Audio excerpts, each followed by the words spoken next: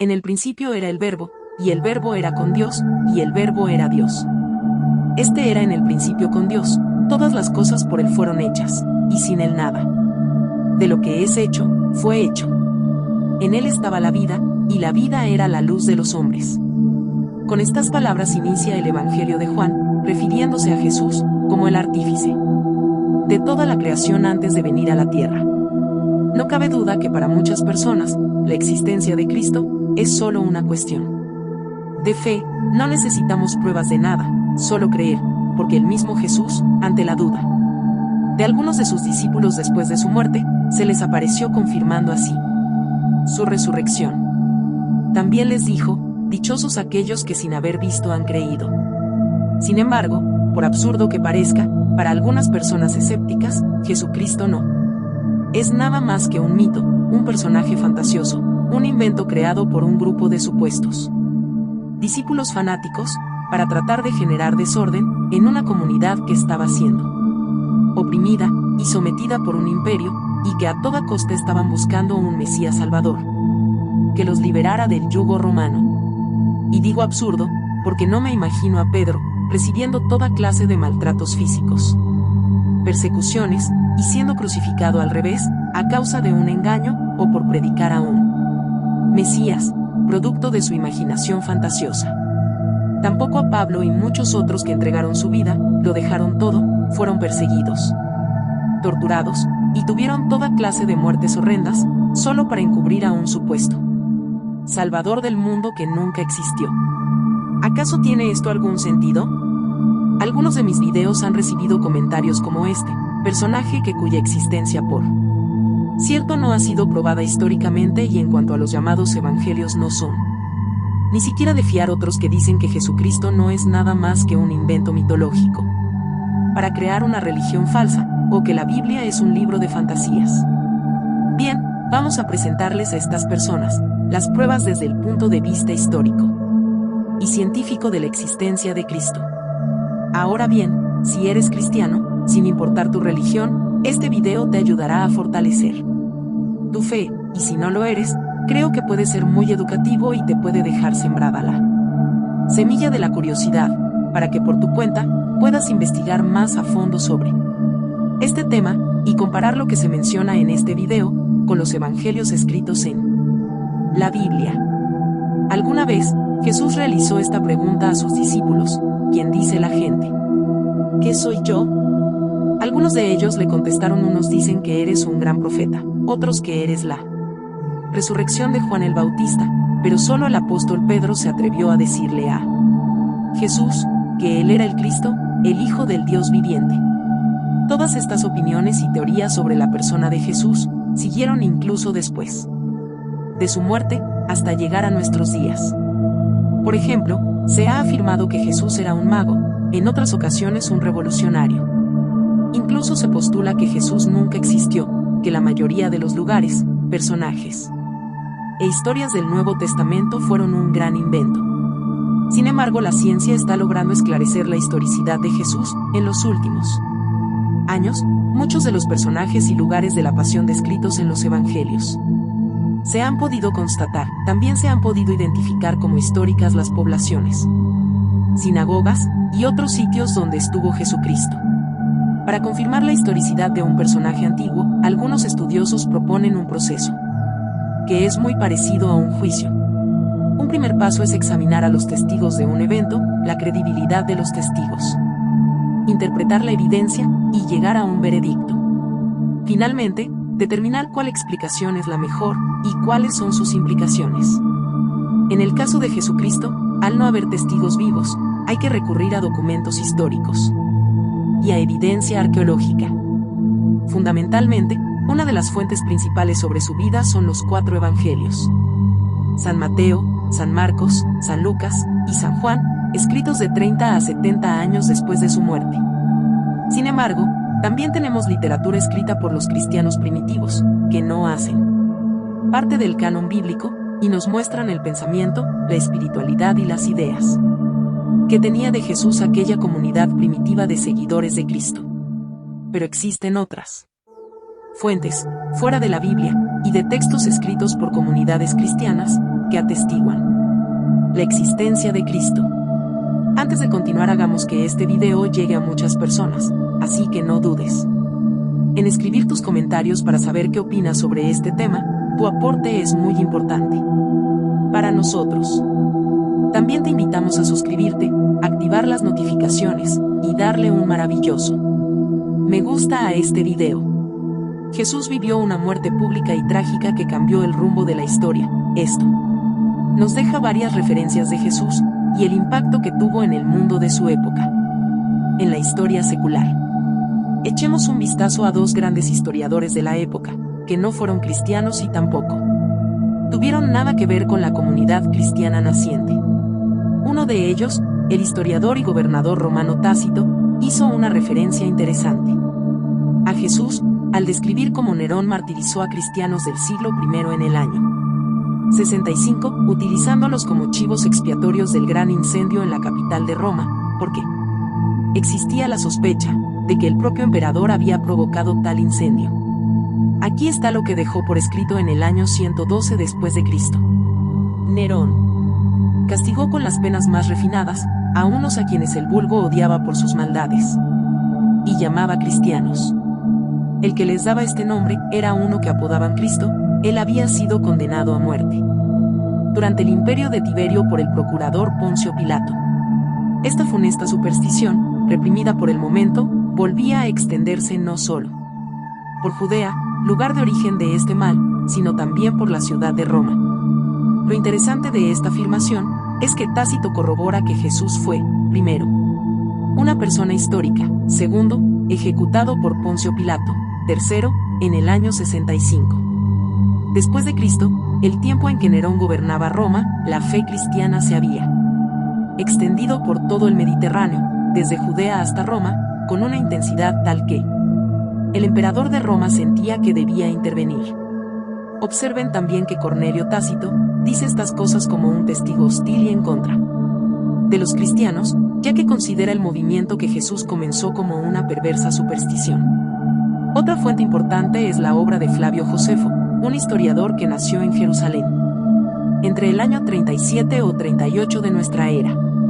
Estuvo involucrado en la revuelta judía del año 66, luego se hizo ciudadano romano, y en el año 93 completó su obra literaria Antigüedades Judaicas. Ahí menciona a Jesucristo en el siguiente pasaje.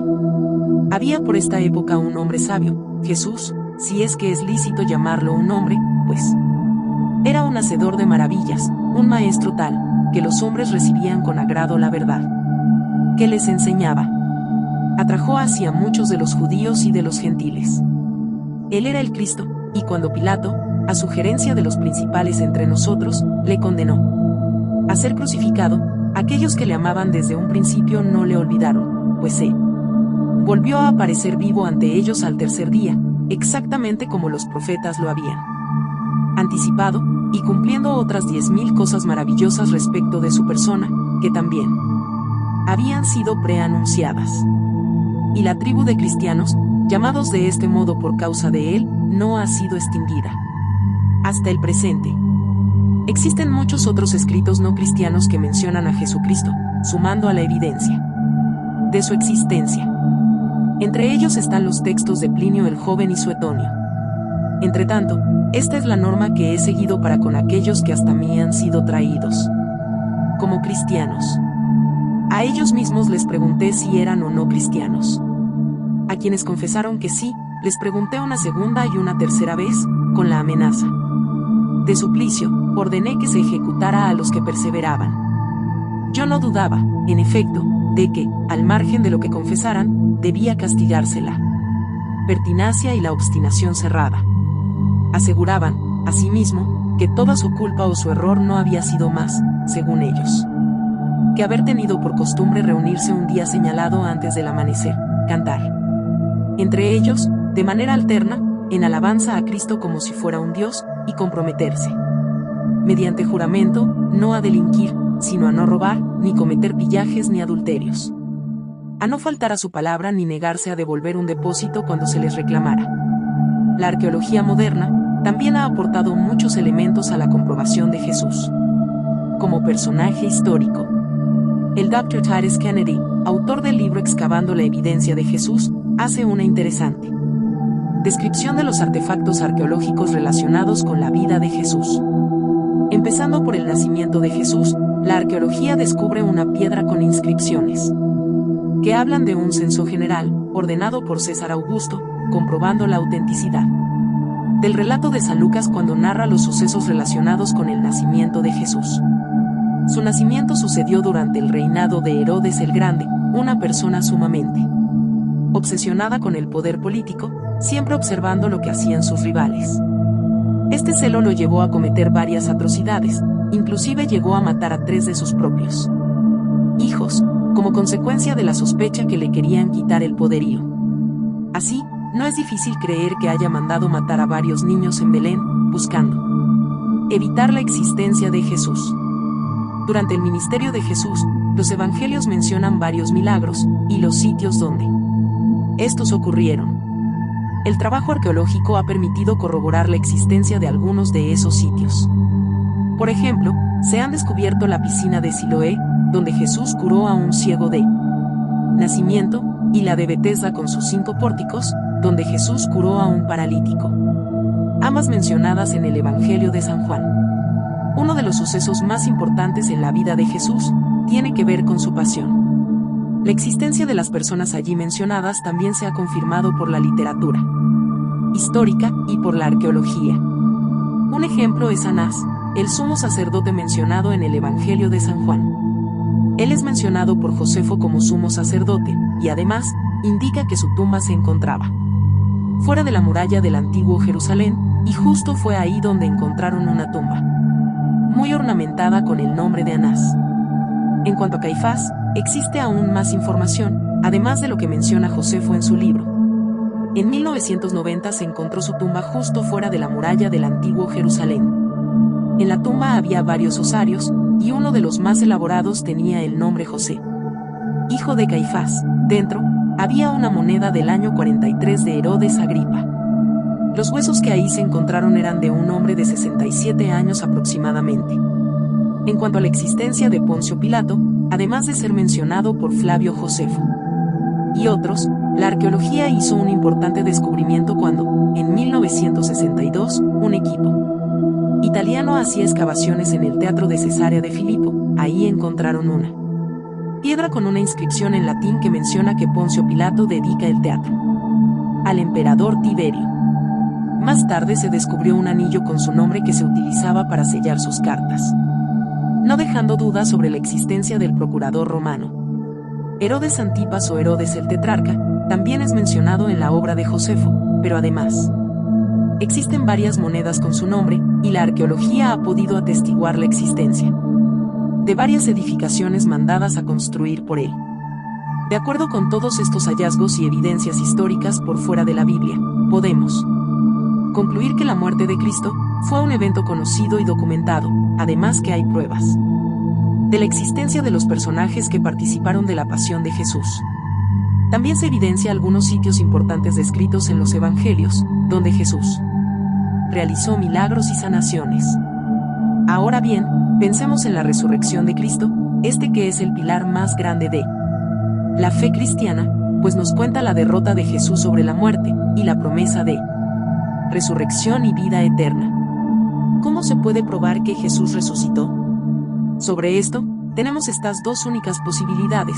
La primera, que la tumba tuviera el cuerpo de Cristo muerto, o la segunda posibilidad, que la mañana del domingo la tumba estuviera vacía. Si el cuerpo estuviera en la tumba, las autoridades tanto judías como romanas, simplemente le hubieran mostrado el cuerpo sin vida al pueblo, y se habría acabado el movimiento mesiánico. Porque los discípulos hubieran quedado desacreditados por completo, así se hubieran ahorrado mucho tiempo, esfuerzo, dinero y recursos militares, en persecución y torturas, al iniciado movimiento cristiano. Ahora supongamos que estos discípulos, luego de estar escondidos por el horror de saber que habían asesinado a su maestro, se hubieran organizado para robar el cuerpo de Jesús y así engañar al mundo. Primero, debían derrotar o burlar a la guardia romana, luego romper el sello, desplazando la enorme roca de más de 1 tonelada. y por último, llevarse el cuerpo embalsamado, todo ello sin dejar rastro alguno. Bien, vamos a suponer que este plan resultó exitoso, y luego fueron a todas partes del mundo, predicando un evangelio que anunciaba la salvación, la resurrección y la vida eterna a través de Cristo, todo basándose en un engaño. Según el historiador Flavio Josefo, cuenta que el tema polémico fue que los apóstoles enseñaban al pueblo que Jesús había derrotado a la muerte, había resucitado, y anunciaban en Jesús la resurrección de los muertos y la vida eterna. Este tema es de suma importancia en sus escritos. Noten la importancia que el apóstol Pablo da a la promesa de la resurrección de Cristo. En 1 Corintios capítulo 15, versículo 3 al 32. En primer lugar, les he enseñado lo mismo que yo recibí. Que, conforme a las Escrituras, Cristo murió por nuestros pecados, que también, conforme a las Escrituras, fue sepultado y resucitó al tercer día, y que se apareció a Cefas. Y luego a los 12. Si Cristo no resucitó, nuestra predicación no tiene sentido, y tampoco tiene sentido la fe de ustedes. Si nuestra esperanza en Cristo fuera únicamente para esta vida, seríamos los más desdichados de todos los hombres. ¿De qué me serviría, desde el punto de vista humano, haber luchado en Efeso contra fieras? Si los muertos no resucitan, entonces, comamos y bebamos, que mañana moriremos, punto. Ahora, supongamos que Pablo haya estado equivocado, y el mensaje sea falso. Que estos discípulos habían robado el cuerpo para que su nuevo mensaje recibiera cada vez más adeptos. Ellos tal vez pudieron engañar al mundo, pero ellos mismos habrían sabido que lo que estaban predicando y escribiendo era un fraude. Habrían sabido que el mensaje con que estaban creando gran conmoción social en el mundo era falso. Sin embargo, ellos dieron sus vidas, literalmente, para esta misión. ¿Por qué lo hicieron, si sabían que era falso? Sería algo absurdo y no tendría ningún sentido. Por otro lado, las autoridades tanto romanas como judías, ¿por qué guardaron silencio? Estos enemigos de los discípulos, y también testigos hostiles de los hechos, nunca intentaron seriamente contar una historia diferente, o simplemente demostrar cómo los discípulos estaban equivocados. Ellos se dedicaron a reprimir, castigar, torturar y asesinar. Estas fueron las herramientas que utilizaron. Esto destaca la fiabilidad del testimonio de la resurrección de Cristo, que se presentó simultáneamente en las sinagogas, en las mismas narices de la oposición, entre los hostiles interrogadores que sin duda habrían destruido el caso si los hechos hubieran sido de otra manera. Los discípulos de Jesús dieron sus vidas a causa del Evangelio de Cristo, predicaron el Evangelio en un ambiente tan hostil, como ni siquiera nos podríamos imaginar. Ellos estaban plenamente convencidos de la resurrección de Cristo, no les importó dejarlo todo, sufrir maltratos físicos, persecuciones, torturas y muerte, a causa del Evangelio. Esto sin ninguna duda demuestra que Cristo sí resucitó, sí venció a la muerte, y este hecho fue tan real, que los apóstoles predicaron con absoluta convicción, y estuvieron dispuestos a sacrificar sus vidas, anunciando todo lo que ellos habían visto y oído. Y aquí llegamos al final de este video. Si te ha gustado, regálame un gran me gusta. Te lo agradeceré enormemente. No olvides suscribirte y compartir. Gracias por ver el video. Nos vemos en la próxima.